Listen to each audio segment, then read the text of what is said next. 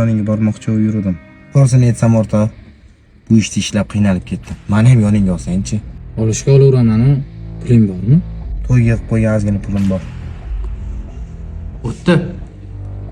500 puling 2,5 ming bo'ldi. Ta, shu 2,5 pulimni 4 ming qilib qo'yaylik.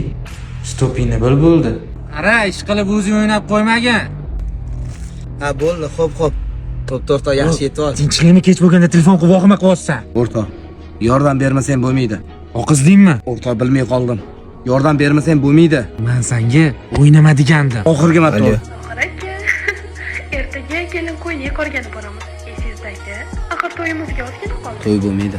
Siz jinni bo'lib qolganmisiz? Nima deganingiz bu? Uydagilarimni oldida meni yuzimni yerga qaratib, endi shumi gapingiz? To'ylar yaxshi.